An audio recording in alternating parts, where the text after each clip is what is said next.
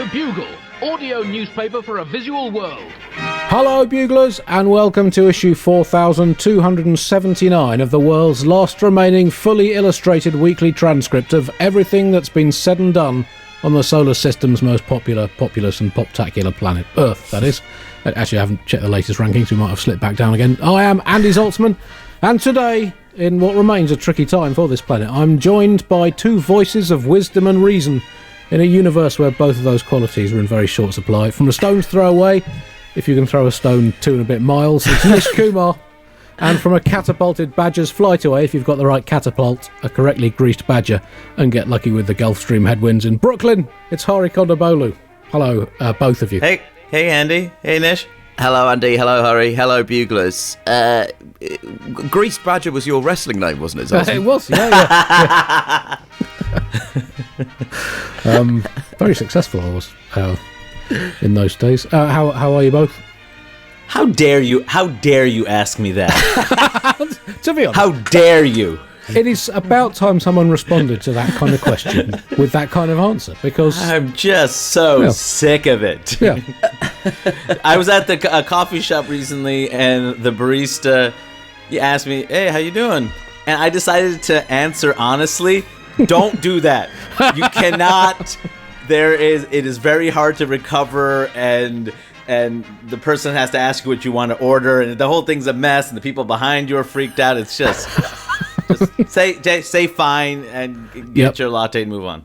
I mean, it's been a pretty shit October. What does this October rate, you think, in shittest ever Octobers? It's got to be right up there. It's not going to go down in history as one of our better Octobers. That's what I would say. I think when the history books are written and then immediately burned for warmth during the Road War, they will not be kind about the month of October in the year of our Lord 2023. I mean, well, luckily then we are bidding October 2023 a hearty off, because we are recording on the 30th of October. By the time you listen to this, it may very well be November 2023. We are recording, of course, tomorrow, the 31st of October 2023, will be the 2007th anniversary of when a teenage Jesus miracled a pumpkin into a lampshade and temporarily turned his mate John into a sexy vampire. On the 1st of November 1512, truly momentous day, the ceiling of the Sistine Chapel was exhibited to the public for the first time. Michelangelo's famous piece of DIY. Reactions and reviews on social media at the time, well, it's fair to say, were mixed as reactions on social media tend to be. They included more cocks and balls than I was expecting from the ceiling. Another person wrote, "I've heard it's good, but I haven't seen it yet." Classic social media reaction. Someone else wrote, "Absolute rubbish. The way they used to do ceilings was way better." Again, these things just don't change through time. Another comment was, "Why do modern artists insist on painting people how they actually look these days? What's wrong with painting simplified, stylized versions of the human face and form? Pretentious, elitist, and above all woke. 1 star." Again, just classic from social media. Another person wrote, "I'm going to f***ing kill you, Michelangelo, you f***ing something's never changed." And another response was, "Do you like betting? If you want the best odds on how many people will die in the next cholera outbreak in Rome, click here." So we'd like to think that civilization progresses, but maybe it doesn't. As a special treat, a bonus extra at the end of today's show, we will play you the full story of how Michelangelo painted the Sistine Chapel, how he replied with an emphatic "that I can do" to Pope Julius II's question, "Can you paint that ceiling, bud?" As revealed exclusively way back in issue 34 of the Bugle, so a bonus blast from the past at the end of today's show. Is that Mickey Paintbrush by any chance? It is, yes. Yeah. Issue 34, it's quite early on. That takes me back to listening to the Bugle in the toilet at one of my temp jobs. That's the best way to listen to it. It's the recommended setting. Getting paid £9 an hour and taking a dump whilst listening to Zaltzman. Taking a shit, hearing some shit. It's good. Well, as always, a section of this podcast is going straight in the bin. This week, well, a Halloween section As I mentioned, this is the anniversary of that famous day in the young Jesus' career. We have some Halloween facts for you. Halloween fact 1, statistically, you're actually no more likely to be haunted on the 31st of October than any other day of the year these days. But the reason Halloween became associated with ghostly behaviour and hauntings was because the ghosting year traditionally ended on the 31st of October, and ghosts with unused quotas of hauntings would splurge in the last couple of days of the ghosting year. However, the International Association of Spectres, Ghouls and Spookery introduced new measures in the early 19th century in an attempt to spread hauntings more evenly through the year. I think I did something with something similar with car number plates in this country at one point. The first known example of a ghost haunting someone on the 31st of October was the spectre of an old woman called Enid, who accidentally haunted her friend Brian in the 1700s after getting confused with some paperwork on the other side, hence the term Halloween, as Brian thought she was... it's fact. Why It's like pumpkins? I'm right back in that office toilet, Andy. Which Yeah, coincidentally- but the thing is, when you're on the toilet, it's at least a relief, Nish.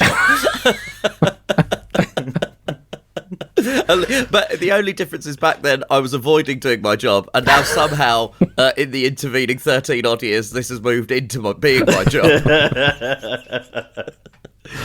And finally, why pumpkins? Why have pumpkins become associated with Halloween? Well, apart from that Jesus incident, it's because Roman Emperor Streptococcus Impertinax attempted to get the troubled Roman economy back on track on the 30th of October in the year 372 by replacing all coins with pumpkins.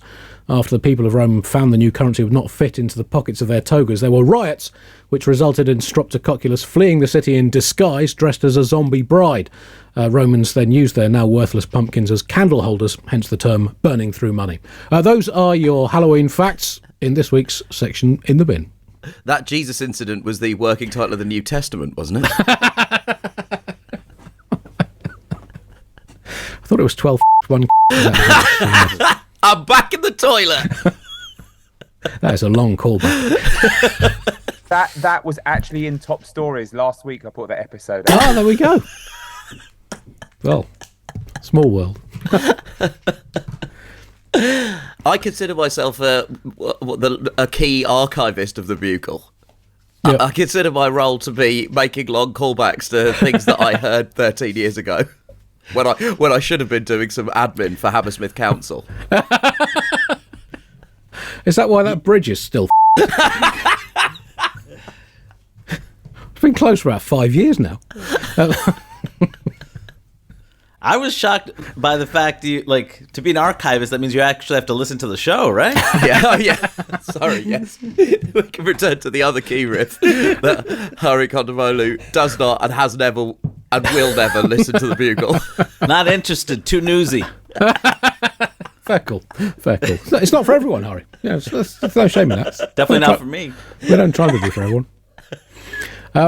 Occasionally we don't try and be for anyone. And that's when we dominate.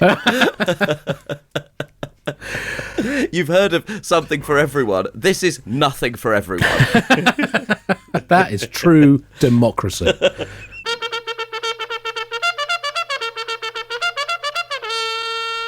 Top story this week. Well, the world is still pretty f***ed. There's no real way of sugarcoating this, even by the pitiful standards of this irredeemably idiotic millennium. These last few weeks have pushed the boundaries of bleakness for everyone who clings to the romantic idea that at some point in our existence, humanity will stop working against our own self-interest. But that point has not yet come. If you want a reliable update on the Middle East situation, A, I sincerely hope you're not listening to this show in expectation of that, and B, good luck.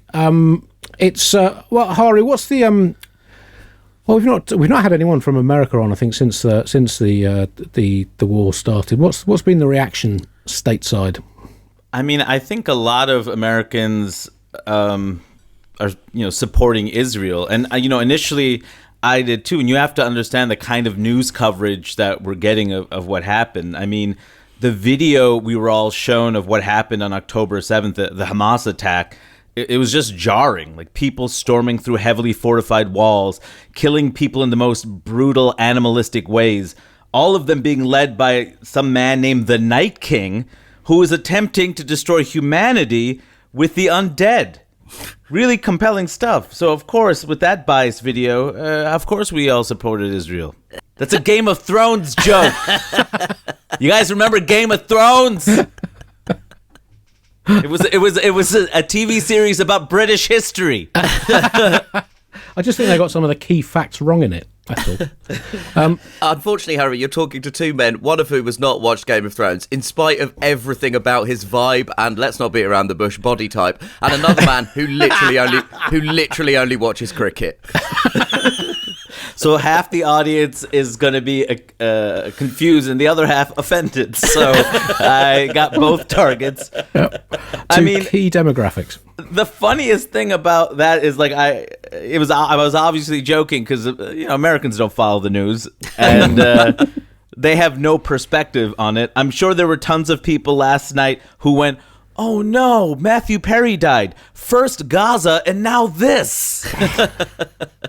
Nish, in the sort of 20 plus years I've been doing comedy, I can't remember finding things harder than the last few weeks. Have you found that as well?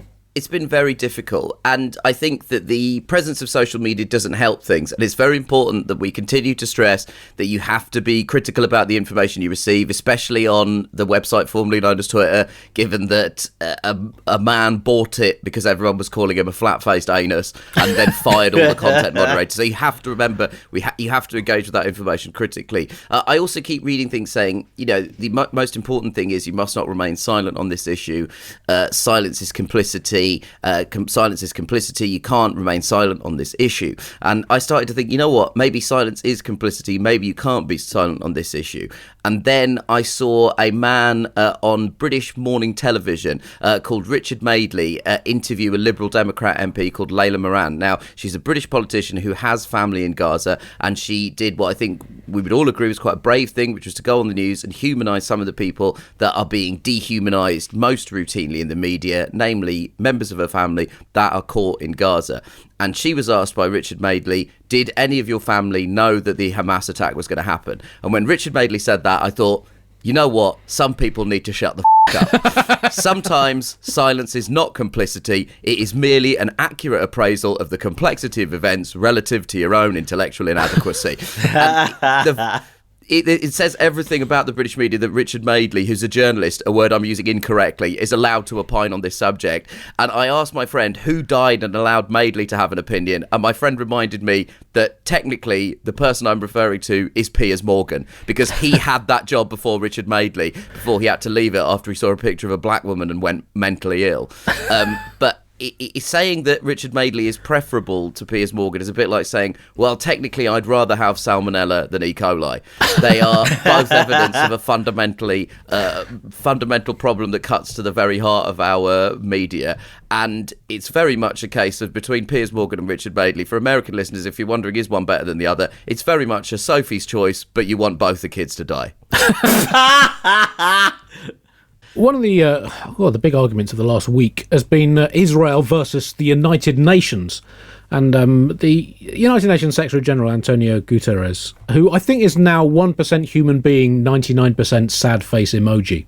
Yeah. He's found himself at loggerheads with Israel. Israel called on him to resign, saying that his words had constituted a justification for terrorism and murder. This was after Guterres said that the Hamas attacks did not happen in a vacuum and referred to the suffocating occupation of Palestine. To put this in context, was Guterres justifying terrorism and murder? Let's look at some of the other things he's said over the last 3 weeks. On the 7th of October, the day of the attacks, he condemned in the strongest possible terms this morning's attacks by Hamas. On the 9th of October, he said, "Let me begin by repeating my utter condemnation of the abhorrent attacks by Hamas. Nothing can justify these acts of terror, killing, maiming and abduction of civilians. I reiterate my call immediately to cease these attacks and release all hostages." He also said on the 9th of October, Israel must see its legitimate need for security materialised. On the 13th, he referred to the horrific terror attacks by Hamas and called on all leaders to speak out against anti-Semitism. On the 21st of October, he said nothing can justify the reprehensible assault by Hamas. On the 24th of October, he said, "I unequivocally condemned the horrifying and unprecedented acts of terror by Hamas in Israel. Nothing can justify the deliberate killing, injuring and kidnapping of civilians. So was he justifying Hamas's attacks? Reading between the lines of all those comments, was he actually? Did he have his fingers crossed for all of those comments? You have to remember in these kind of instances, the current Israeli administration, which, lest we forget, has faced huge amounts of opposition from the Israeli people with massive protest staged throughout the last year. You have to remember that what they're trying to do is trying to shift focus away from their own responsibility that they bear in these attacks. And there are critical op-ed pieces written in Israeli newspapers about Netanyahu and were there security oversights. But you have to understand, security, even though Benjamin Netanyahu refers to himself as Mr. Security, you have to understand that was simply not his priority. His priority was changing the law so crime is legal if your name is B. Netanyahu. He just had different priorities, guys. Can we give Benny and the Nets a break? I'm a little confused about the idea of the UN chief asking Hamas to release the hostages. Like, what do you think Hamas is going to say? You know, they're going to say, we're f***ing Hamas. What don't you understand? Yeah. I mean, like, governments won't listen to you, but you think Hamas will? Like, your charter says you are supposed to prevent wars. Or the original Hamas charter says it's going to destroy Israel. Only one of you is really trying to do your jobs. It is interesting because there is starting to be a kind of familiar feeling in my stomach about all of this. What happened on October the 7th was an appalling attack, and Israel as a nation was rightly reeling from that. And it reminds me of America post 9/11. But what we learn from America post 9/11 is that collective punishment of people doesn't work, and the movements towards a full war really starting to give me a sinking feeling in my stomach. The same feeling I get when I see young people wearing jeans that drag in the dirt, or when I read an article in the New York Times that says Limp Bizkit is blowing up with tweens on TikTok. They're bringing back all the worst things from the early 2000s. Low-rise jeans, new metal, and the war on terror. Why have we picked the three worst bits of that era to bring back? Why can't we just listen to Hey Ya and watch the Lord of the Rings trilogy back to back? There was good stuff that happened that we should be reprising. What's wrong with listening to the First Strokes album again? The conditions in Gaza have been described as being like the Middle Ages, which of course is what we voted for in the Brexit referendum here in the United Kingdom. We're still waiting, but apparently other parts of the world have got there before us, maybe not in an ideal way. But I think the whole thing has shown maybe that the world, it's reminded us that the world maybe has got less good at multitasking, I think, because I think it is possible to condemn some actions whilst also not justifying whatever the other team does. I think as a species we should have that skill. It's like if you're a literature fan, the way that a lot of the reactions have been, if you say something is unacceptable, people then accuse you of justifying something else. It's like saying that you like Shakespeare and then your English teacher saying to you, "What? So you think Jane Austen is a proven witch who deserved to die?" That's not necessarily how it needs to work, I think. Yeah, it's been a kind of real festival of holding communities accountable for things that they have absolutely nothing to do with. We're seeing awful outbreaks of anti-Semitism in parts of Russia, awful instances of Islamophobia, and I really strongly believe that one thing you always have to state is that none of this is an excuse for prejudice against any community. You can't hold a community responsible for its worst elements, apart from white people with dreadlocks. That is the only thing. I want every white person to apologise for the existence of white people with dreadlocks. Otherwise, there is absolutely no excuse in any other area. You could have said something. You were hanging out. You could have said this is a bad idea. You could have said wash your hair. A lot of things you could have said. You could have said this is not what Bob Marley would have wanted. There's a lot of things you could have said. You stayed quiet. There's a lot of times in situations like this where there are huge moral grey areas, and sometimes it's unhelpful to call one group of people bad people and another group of people good people. But then there are other people who you just think, oh no, you're just flat out. I just want to briefly draw everyone's attention to some of the people who have looked at this absolutely appalling situation and not seen a humanitarian crisis, but have instead seen a commercial opportunity. Analysts from Morgan Stanley and TD Bank have taken note of potential profit making during the escalation in conflict, right? And everyone listening, I do just want you to have a sick bag at the ready when you hear some of the stuff that's been said here. TD Cowen's Kai von Rumer, who's the managing director and senior research analyst specialising in the aerospace industry, said on an earnings call on the 25th of October, Hamas has created additional demand. And people are not focusing enough. They're getting distracted by calling Hamas brutal, murdering terrorists, and they're forgetting what enormous wealth creators they are. Truly, Hamas, they're like Warren Buffett. It's absolutely unbelievable. We've really not talked about this. It's really astonishing. And Morgan Stanley's head of aerospace and defence equity research, Christine Liwag, took a similar approach during a 24th of October earnings call and referred to the situation as being an opportunity. And you know what? We always think about war as a negative thing, and maybe we should start referring to it as the opportunity. Man, there's a lot of opportunity happening in Ukraine right now. Oh boy, I can't wait to get back to studying for my history exam on the Second World Opportunity. Once I finish studying, I'm going to kick back and relax with my favourite film trilogy, Star Opportunity. I mean, are you telling me that there wasn't a Hollywood agent somewhere who was like, is Hamas signed by anybody? They are everywhere right now. I mean, I remember when I missed out on ISIS. I mean, and a lot of their stuff self-produced. I get it, but like, wow, this is the time if you're going to get them. It's funny reading something and feeling that you're looking into a total moral vacuum.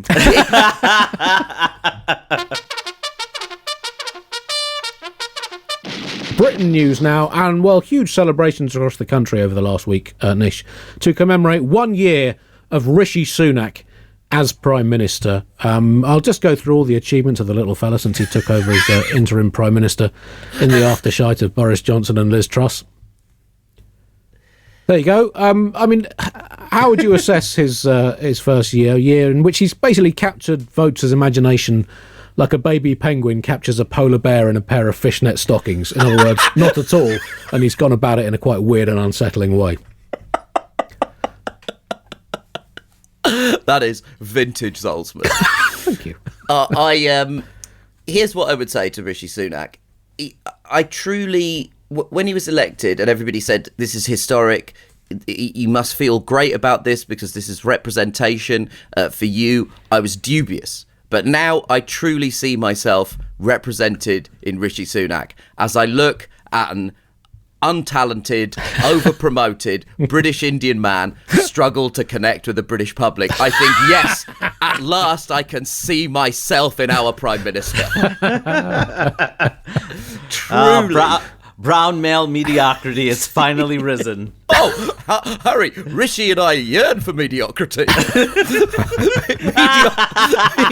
Mediocrity would be a huge win for me and the Sunak Meister.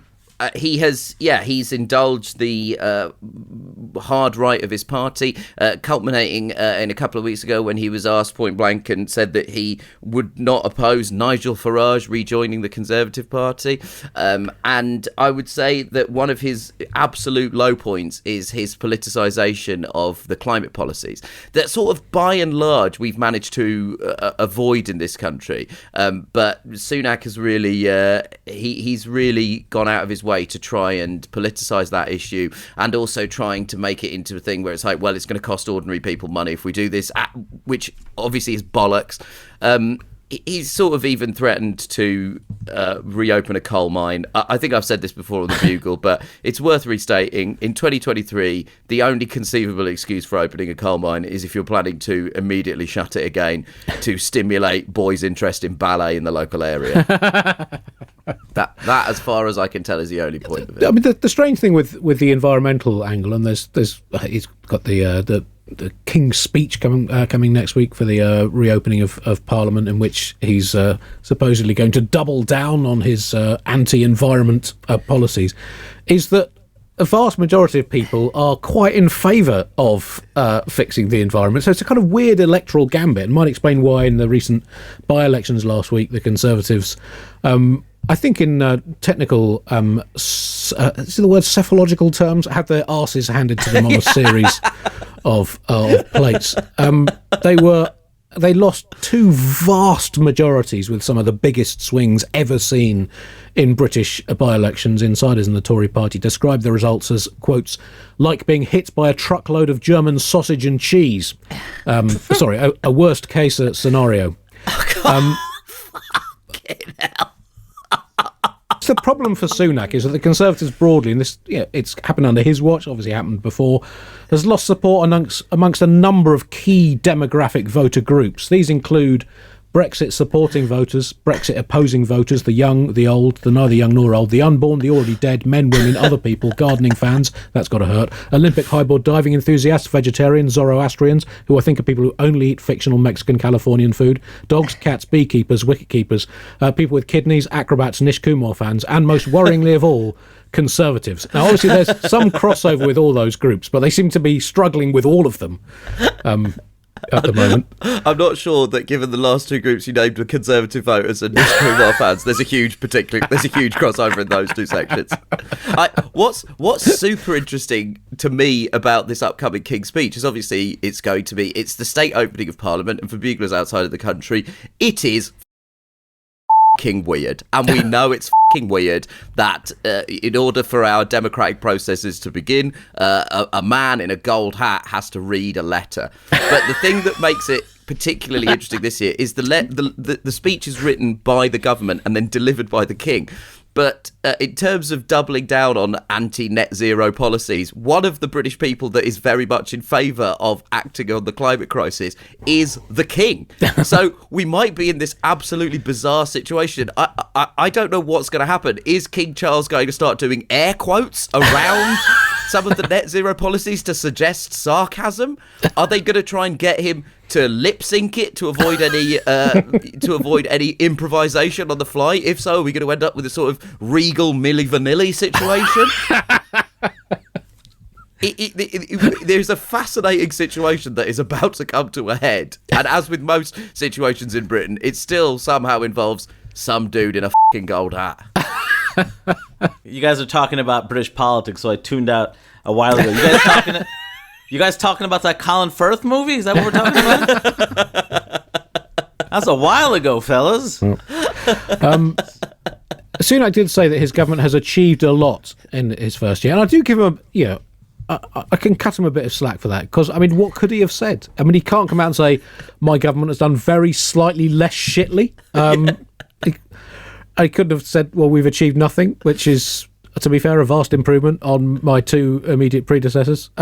It's clearly a tough gig for him taking over, and I don't think he's played it very. It's like being a door-to-door hairdresser for a struggling door-to-door hairdressing business, but then turning up with one pair of scissors sticking out of your forehead and another rammed into your ear, blood running down your face, and a squirrel's tail gaffer taped to your scalp, knocking on someone's door saying, "Can I interest you in a haircut?" It's a tough sell. It's like being a snooker player tucked in behind the green, needing a 3-cushion escape shot to hit the last red, 50 points down in the frame.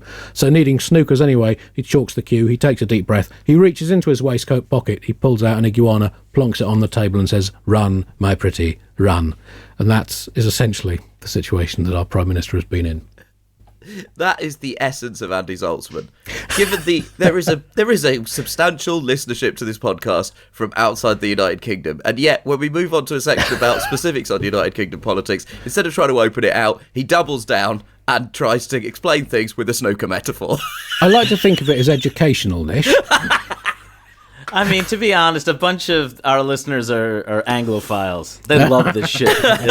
It gives them a secret wisdom that makes them feel better than other people.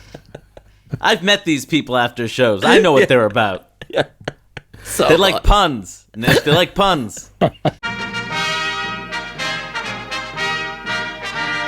Science news now, and boffins, scientists, how do you tell the difference? I don't know, have created the world's and quite possibly the universe's first recorded nanophotonic electron accelerator, which is great news if, like me, you've been waiting for the right electron accelerator for you. Specifically, you're waiting for a nanophotonic option.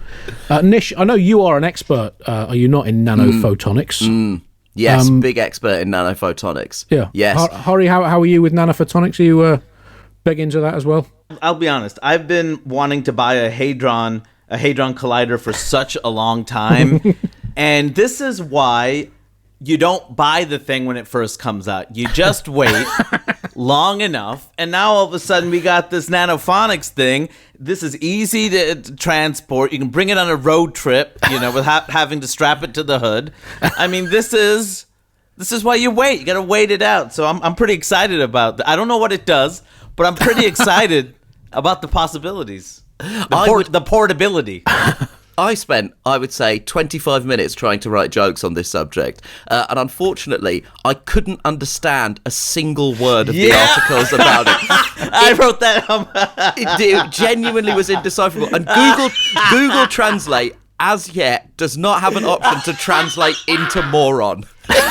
There are so many science words, Nish. There are so many science words. Well, I didn't know what they were talking about. I saw Oppenheimer. Let me try and explain it for you ignoramuses. What it does, this nanophotonic electron accelerator... It's ignorami, Andrew. Yeah. It blasts negatively charged particles. They're the particles that cause all forms of negativity around the world, including general cynicism, the Republican Party, and English rugby. It blasts them with mini laser pulses, which are the cutest little laser pulses you will ever see. And the whole device is the size of a coin. It's 54 million times smaller than the Large Hadron Collider. Obviously, I don't want to size shame any particle accelerators, large or non-large, but this is frankly nanophotonically titchy. So these are hugely exciting times, because the Large Hadron Collider has discovered a range of very exciting new particles. I'll just talk you through. It's been blasting particles acceleratedly through its 27-kilometre long funk tube under the Switzerlandio-Frenchic border for some time now, and it's discovered the Higgs boson, or God particle. They're now hoping to collect enough Higgs bosons to build a new God to sort the shit out that the old ones have left behind. Maybe, hopefully, this one will be a little bit less cranky, vengeful, and homophobic. It's discovered particles called ghostly neutrinos, which are special Halloween particles that haunt the other particles and make them behave weirdly. It's discovered the charm meson, which is a seductive particle that simply oozes charisma and makes the other particles frisky, causing some particles to split up from themselves, creating energy. And the mysterious X particle, formerly the Twitter particle, of course. Mysterious X was my name in my formative years in the 1980s hip-hop circuit.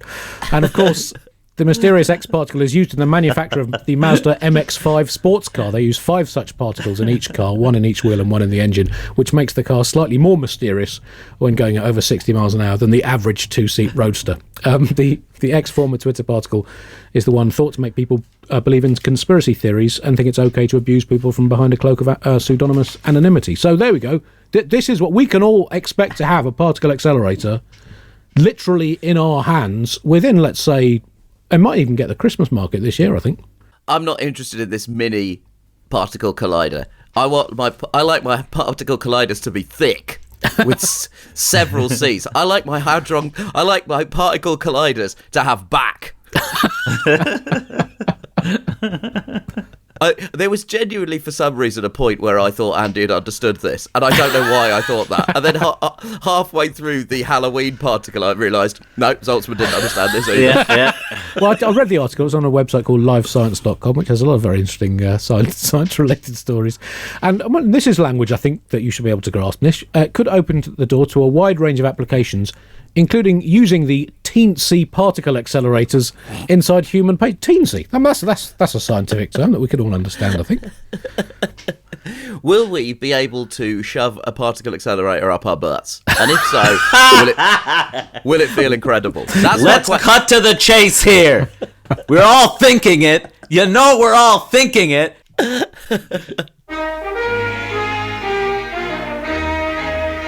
Before we leave this week's Bugle, sport news now, and England have absolutely stunk out the Cricket World Cup. The worst ever title defence by Cricket World Cup champions. They've managed to, after winning it in 2019, and I'm sure I talked about this on the Bugle at the time, one of the highlights of my cricket media career, being in the BBC commentary box for that game. I'm not out at this tournament in India, but England have been heroically shit for what is on paper a very good cricket team. And I like to think that in this time of difficulty for the world, England have created and spread the concept of joy, which is what sport is supposed to be about. They have selflessly allowed themselves to be defeated by Sri Lanka, which is mired in economic crisis at the moment, by South Africa, to bring some light into South Africa's literal darkness as its ongoing power crisis ongoes, as ongoing things so often do. They've lost to Afghanistan, which has had a tough time for the last, couple of 100,000 years. New Zealand struggling with a big possum infestation. And to India, which is obviously struggling through a period of breakneck pace change under the auspices of a nationalist government that foments division at every opportunity. So the England cricket team has been the foremost source of light and happiness in the world over the past month, and I don't think they get enough credit for that. England was so bad against India yesterday that I'm genuinely concerned our government is going to try and pass it off as reparations for the Kohinoor diamond. It was a performance of shitness that resounded through history. But, you know, as a cricket fan of a certain age, there was something reassuringly familiar about watching England just be absolute shit. For too long, I've watched England be a competent and at times utterly outstanding limited overs team. And watching them just absolutely collapse was, you know, it was really reassuring. Faintly nostalgic. Hari, you must be hugely excited about the T20 World Cup coming to America next year. Oh my God! Played in New York. I imagine that you've been talking of little else. Of course. I mean, who doesn't want a version of a game where you hit a ball with a stick that lasts less than 12 hours? I wish we had a game like that in this country already.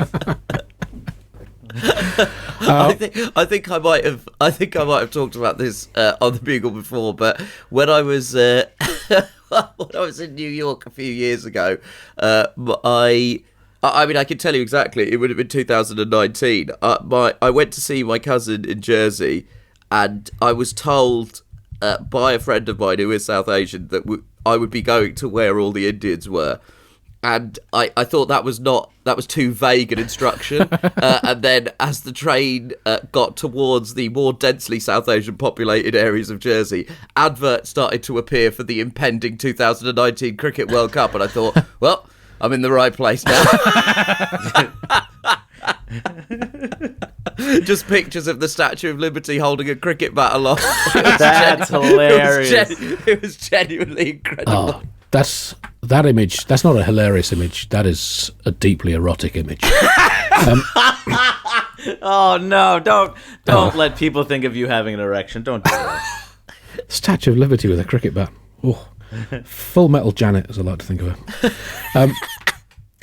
That brings us to the end of this week's Bugle. Thanks to Nish and Hari. Any projects to plug, Hari? On tour. November 8th, San Antonio. So if you're Greg Popovich, obviously you listen to this podcast, show up, bring Victor Wembanyama with you, expect you there. November 9th to the 11th in Austin, Texas. November 17 and 18 in Western Massachusetts, specifically Chicopee, Massachusetts. Career booming right now. November 19th, Providence, Rhode Island. November 30th, hopefully Montreal. Stay tuned. And then December 15th in Vancouver, British Columbia. And finally, Vacation Baby, my free YouTube special, is still available because it's a goddamn YouTube special. Nish? I will have some news soon about my stand-up show's global release. We will actually be able to. People will actually be able to see it outside of the UK. But if you're in the UK, you can watch it on Sky Comedy or Now TV. It's called Your Power, Your Control, and is available now.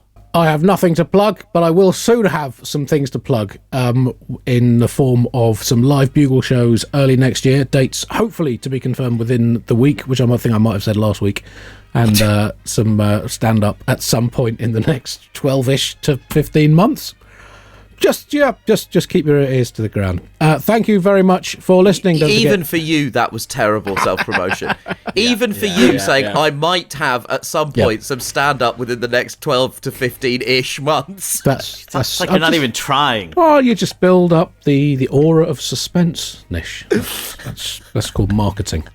Thank you very much for listening, Buglers. Don't forget, if you want to join the Bugle voluntary subscription scheme and make a one-off or recurring contribution to help keep the show free, flourishing and independent, go to thebuglepodcast.com and click the donate button, and premium level voluntary subscribers now get exclusive access to the monthly Ask Andy show, when I answer all your questions if I deem them worth answering. Thank you for listening. Until we'll be back in about 10 days. We're switching back to Bugle feature section now. And 500 years ago this year, Michelangelo, or as he was known by his friends, Mickey Paintbrush, was commissioned to do a little bit of decorating for the Pope. He got his nickname, of course, not because of his artistic skills, but because he had tough, bristly, straight hair, which, when he was drunk, he would dip in a vat of paint and headbutt cartoon testicles into the sides of churches. Anyway, the story goes that Julius II asked Mickey Paintbrush, "Can you whack a lick of paint on the ceiling in my chapel? It could do with a bit of sprucing up." "Sure, Papa J," replied Michelangelo. "What do you want? How about a bit of a fresco?" Sure, why not?" replied the pontiff. "Great," yipped the young artist. "I was thinking of doing something with some dogs playing snooker." Right, Mickey P," said the Pope awkwardly. "It's just, I was just kind of hoping for something a little bit more kind of neutral. Maybe just a plain off-white magnolia colour.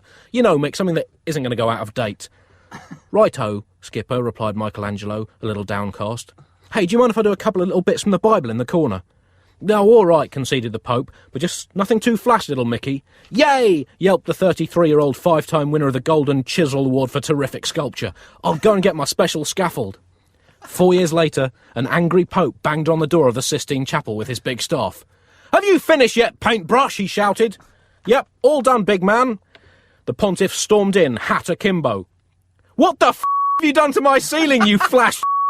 "Sorry, Pop," said the artist. "I just got a bit carried away." "Oh, balls," winced the Vatican vicar. "Bloody hell, Mickey, what is your obsession with naked cocks?" "Shit, I've got a christening to do in 20 minutes. This is going to have to do."